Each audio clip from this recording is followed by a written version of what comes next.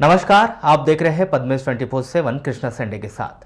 चलिए सबसे पहले एक नजर डालते हैं आज की हेडलाइंस पर।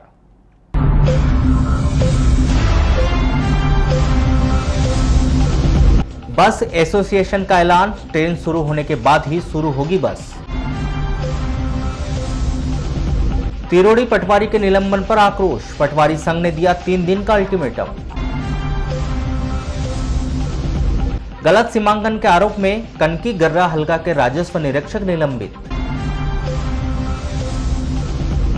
मगरदर्रा पहाड़ी में करंट से 2 लोगों की मौत के मामले में 5 आरोपी गिरफ्तार।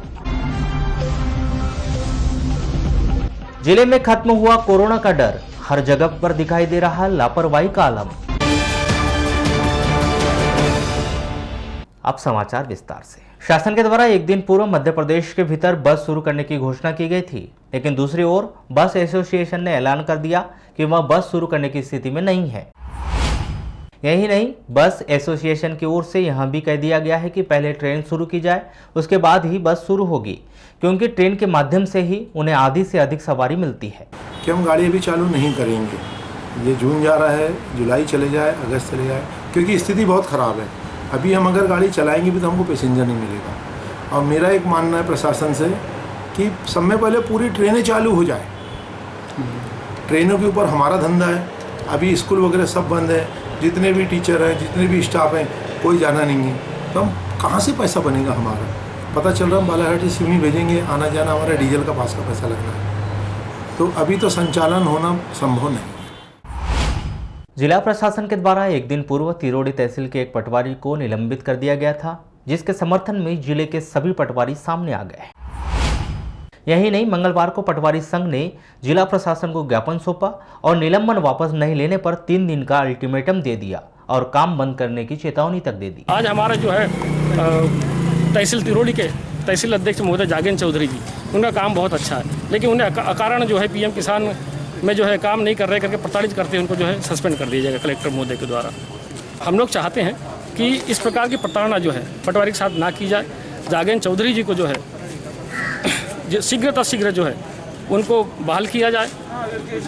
और साथ ही हमारे जो पटवारी साथी को समस्या आ रही है, संसाधन की कमी है हमारे पास। ये बताइए कि इतना बड़ा जो काम है गवर्नमेंट जो खोल करके किसके भरोसे करेंगे? हम कहीं कियोस्क सेंटर जाते हैं, कहीं ऑनलाइन MP ऑनलाइन सेंटर जाते हैं, किसी मित्र से लैपटॉप लेते हैं, उधारी करके हम लोग काम चला रहे हैं, लेकिन गवर्नमेंट इस तरफ ध्यान नहीं दे रही। गवर्नमेंट जो कुल मिला के जो है काम कराना नहीं चाहती, बस ये दिखाना चाहती कि हम काम करवाना चाहती। कारण सिर्फ एक ही है कि हमारे तिरोड़ी तहसील के पटवारी तहसील अध्यक्ष श्री जागेन चौधरी जी को PM किसान के कार्य में मनमाना तरीके से, नियम विरुद्ध तरीके से उनको सस्पेंड किया गया है। इसीलिए हम लोगों ने आज माननीय तहसीलदार महोदय को कलेक्टर साहब के नाम ज्ञापन दिया हुआ है। आज तो हमने 3 दिन का राजस्व अभियान और PM किसान का कार्य बंद किया है। यदि 3 दिन के अंदर यदि उनका निलंबन आदेश वापस नहीं लिया जाएगा तो बालाघाट जिले का समस्त पटवारी अनिश्चितकालीन हड़ताल पर जाने के लिए बाध्य होगा। इसकी समस्त जिम्मेदारी जिला प्रशासन की होगी। और इसके साथ ही साथ ये बता देना चाहता हूँ कि प्रांतीय अध्यक्ष महोदय के संज्ञान में बात लाई गई है। पूरा प्रदेश भी बंद हो सकता है। मतलब बहिष्कार कर रहे हैं आप? जी सरकार जी।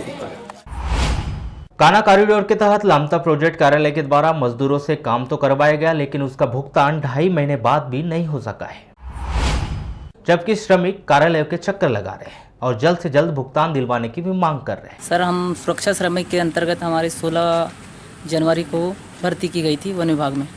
सर, अभी तक इसका पेमेंट नहीं मिल पा रहा है सर हमें कॉरिडोर योजना के तहत। 2.5 माह का 40 लोगों को नहीं मिली सर। अधिकारियों से संपर्क करो सर, वहाँ भिजवा दिए। मंडला बोलते हैं, जब मंडला वाली अधिकारियों से चर्चा की गई तो यहाँ 4 मार्च और 13 मार्च को यहाँ से वाउचर भिजवाया गया है सर। लामटा प्रोजेक्ट के अंतर्गत है, तालबरा परिक्षेत्र के अंतर्गत इधर आष्टा साइड में जो कूप है 424 नंबर, वहाँ पर वन सुरक्षा समिति में कार्य किए। कब की भर्ती है आपको? 16 जनवरी से 31 मार्च तक कार्य किए हैं। कितना पेमेंट बनता है आपका? अब लगभग सर 22,000 लगभग सर पेमेंट बनता है आपको। कितने लोगों को नहीं मिला अभी तक? ये तो क्या है 40 लोगों को लगभग नहीं पाया। अच्छा, ये बताइए क्या लॉकडाउन के समय क्यों बंद कर दिया गया आप लोगों को? अब ये बोले कि यार अभी लॉकडाउन लगा है, अभी बंद हो जाओ, इस टाइप का बोला गया। मध्य प्रदेश राज्य वन विकास निगम लामता प्रोजेक्ट के संभागीय प्रबंधक बताते हैं कि उनके द्वारा करवाए गए काम के बिल वाउचर मंडला भेज दिए गए हैं।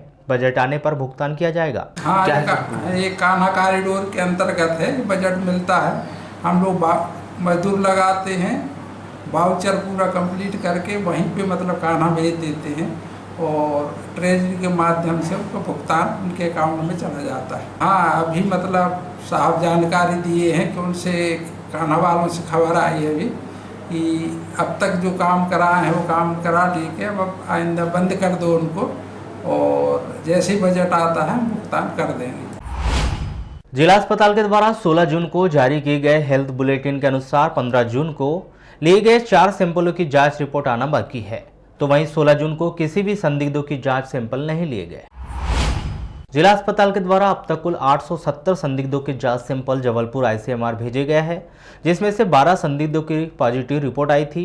वर्तमान समय में 7 पॉजिटिव मरीज ठीक होकर अपने घर लौट चुके हैं, तो वहीं 5 एक्टिव मरीज का इलाज चल रहा है। कुल कंटेनमेंट एरिया की बात करी जाए तो वर्तमान समय में स्वास्थ्य विभाग के द्वारा लांजी तहसील के मोहझरी और लालबरा तहसील के डोकरबंदी को कंटेनमेंट एरिया के रूप में चिन्हित कर रखा गया है।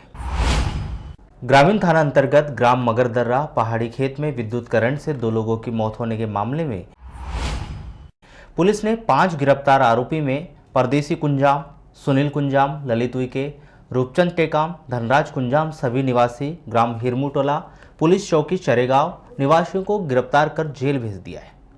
आपको बताया कि 15 दिन पहले आरोपियों ने ग्राम मगरदर्रा पहाड़ी समीप खेत में वन्य प्राणियों का शिकार करने हेतु विद्युत तार बिछाए थे, जिसके करंट से ग्राम मगरदर्रा के 2 लोगों की मौत हो गई थी, जिनमें ग्रामीण पुलिस ने गहन जांच पड़ताल के दौरान 5 आरोपियों को गिरफ्तार किया, जबकि एक आरोपी फरार है। गिरफ्तार 5 आरोपियों को यहां की विद्वान अदालत में पेश किया गया, जहां से उन्हें न्यायिक रिमांड पर जिला जेल भिजवा दिया गया है। 26 मई को हमें एक सूचना मिली कि मगरदर्रा के समीप जंगल के किनारे सटे खेत पे 2 व्यक्तियों की लाश मिली है। मौके पर हम घटनास्थल पर पहुंचे, वहां पर मर्ग वगैरह कायम किया और मर्ग जांच के बाद हमने 30 तारीख को उस पर FIR कायम की, जिसमें 304, 201 भारतीय दंड संहिता और 135 विद्युत अधिनियम के तहत मामला दर्ज किया गया। आरोपियों की लगातार तलाशी की जा रही थी। हमने मुखबिर भी काफ़ी लगाए हुए थे और कल हमें सूचना मिली कि एक व्यक्ति है जो कि 3-4 दिनों से पुलिस के डर से भाग रहा था, तो उस पर हमें शक हो कि शायद ये व्यक्ति हो सकता है। उस पर हमने पकड़ की और उसको हमने पकड़ा, जिससे कड़ाई से पूछताछ की, जिसने जुर्म कबूल किया और उसने अपने साथ 5 अन्य लोगों के नाम भी बताए। इसमें मुख्य आरोपी हमारा पास परदेसी गुण है और ये हिरमुटोला के निवासी है और उसके जो बाकी के 5 साथी हैं तो वो भी हिरमुटोला के निवासी हैं। करीब 73 दिनों से बेरोजगारी का दंश झेल रहे बसों के चालक परिचालकों ने आज मजदूर संघ कार्यालय में बैठक कर यह निर्णय लिया कि वह बसों के संचालन में तब तक अपना सहयोग नहीं देंगे जब तक उन्हें लॉकडाउन की अवधि का वेतन नहीं मिल जाता है।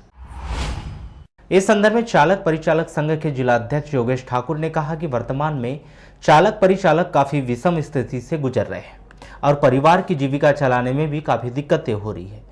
यदि उनकी मांगे नहीं मानी गई तो आगामी समय में चालक परिचालक संघ बसों के संचालन में कोई सहयोग नहीं करेगा। वो 1000 गुनाह करके भी ईमानदार हो गए और हम कुछ भी गुनाह नहीं करे फिर भी गुनाहगार हो गए। और हमारा गुनाह सिर्फ इतना है कि हम चालक परिचालक हैं, बस यही हमारा गुनाह है कि हमें आज तक शासन प्रशासन की ओर से या जिनके पास हम लोग अपनी आधी उम्र गुजार चुके हैं उनके लिए मेहनत करके रात दिन, इन लोगों ने भी हमारी कोई सहायता नहीं की। आज हमारे चालक परिचालक भाई यों की जो घर की हालत है वो इतनी दयनीय हो चुकी है कि देख करके नहीं हो रहा है। लेकिन इन मोटर मालकों को, यहाँ तक प्रशासन को भी हम अवगत करा देना चाहते हैं कि जब तक हमें इस लॉकडाउन पीरियड का जो पारिश्रमिक है, जो वेतन है, वो चाहे मोटर मालक दे या प्रशासन दे, जब तक हमें नहीं मिल जाता हम वापस काम पर नहीं लौटेंगे। चालक और परिचालकों ने निर्णय ये लिया हुआ है कि चाहे वो किसी भी परिस्थिति में जो है वो बस नहीं चलाएंगे। हमारा विरोध है और सारे लोग जितने भी हमारे चालक परिचालक लोग घर बैठे इसका विरोध कर रहे हैं और किसी प्रकार का जो है, चाहे वो शासन बोले, बस मालिक बोले या माननीय मुख्यमंत्री जी बोले कि अभी जब हमने बस मालिकों की मांगों को पूरी कर दिया है तो ऐसी परिस्थिति में चालक परिचालकों को भी काम पे आना चाहिए, लेकिन उनकी मांगें पूरी होने के बाद में जब तक हमारी मांगें पूरी नहीं होगी तब तक चालक परिचालक जो अपने घर में बैठ के इसका विरोध करेगा। और जब तक इनको आर्थिक मदद नहीं दी जाती, राशन सामग्री का वितरण नहीं किया जाता, इनका रजिस्ट्रेशन नहीं होता, इनको जो सुविधाएं मिलना चाहिए वो सुविधाएं नहीं दी जाती, तब तक हमारा विरोध जारी रहेगा, चाहे बस मालिक इनको दबाव डाले या। जिला मुख्यालय से लगी हुई ग्राम बोदा में अंडरग्राउंड रेलवे लाइन ब्रिज में काम कर रहे पिता पुत्र से अज्ञात लोगों के द्वारा लूट की घटना को अंजाम दिया गया है। पीड़ित रंजीत नगपुरे और उसके पिता पुछूलाल नगपुरे निवासी बोदा ने शिकायत दर्ज करवाई कि 15 जून की रात्रि को रेलवे के अंडरब्रिज में काम करने के दौरान वे सो गए थे। इसी दौरान 2 अज्ञात व्यक्ति वहां पर पहुंचे और उनके साथ लूट की घटना को अंजाम दिया गया। उनकी शिकायत पर कोतवाली पुलिस के द्वारा अज्ञात आरोपी के विरुद्ध मामला दर्ज कर जांच शुरू कर दी गई। ग्रामीण थाना के अंतर्गत ग्राम कुसमी के वार्ड नंबर 19 स्थित किराना दुकान से नकदी 24,000 रुपए चोरी करने के मामले में पुलिस के द्वारा 2 आरोपियों को गिरफ्तार कर लिया गया है। जानकारी के अनुसार रामलाल यादव वार्ड नंबर 19 कुसमी निवासी की दुकान में आरोपी दीपक यादव और दीपक सोलाखी के द्वारा चोरी की घटना को अंजाम दिया गया था, जिनके पास से 17,000 रुपए नकदी भी पुलिस के द्वारा बरामद किया गया है और आरोपियों को जेल भेज दिया गया। कल सुबह हमें सूचना मिली कि कोसमी वार्ड नंबर 19 में एक किराने की दुकान से करीब 25,000 रुपये के करीब की चोरी हुई है। उसने FIR वगैरह कराई। हमने तत्काल एक टीम ASI निशान साहब के नेतृत्व में एक टीम गठित की और उनने आसपास के मोहल्ले के जितने भी शरारती तत्व हैं, जितने भी ऐसे चोर वगैरह हैं, उनसे पूछताछ की, जिनमें से 2 लोगों के नाम आए। इनके नाम दीपक सोलखे और दूसरे का नाम दीपक यादव है। इनने कड़ाई से पूछताछ में अपना जुर्म कबूल किया। इनके पास से करीब 17,000 रुपये रिकवर हुए हैं हमें और बाकी इनने शायद कुछ खर्च वगैरह कर दिए हैं। कलेक्टर दीपक आर्य ने वारासिवनी SDM संदीप सिंह के प्रतिवेदन पर लालबरा तहसील के कनकी के राजस्व निरीक्षक एवं हल्का पटवारी गर्रा प्रेमराज सिंह ठाकुर को सीमांकन के कार्य में लापरवाही बरतने के कारण तत्काल प्रभाव से निलंबित कर दिया है। निलंबन अवधि में उनका मुख्यालय तहसील कार्यालय बिरसा रखा गया है। आपको बता दें कि मंगलवार को ही राजस्व विभाग के द्वारा गर्रा स्थित अतिक्रमण हटाए गए हैं। इसमें भी यह आरोप लगे थे कि यह सीमांकन भी गलत तरीके से किए गए थे, जिस कारण अतिक्रमणकारियों ने वर्षों से शासकीय भूमि पर अतिक्रमण कर रखा था। शहर के वार्ड नंबर 20 निवासी 70 वर्षीय वृद्धा मुन्नीबाई खाद्यान्न पर्ची बनवाने के लिए बीते 1 वर्ष से कलेक्टर कार्यालय के चक्कर लगा रही है।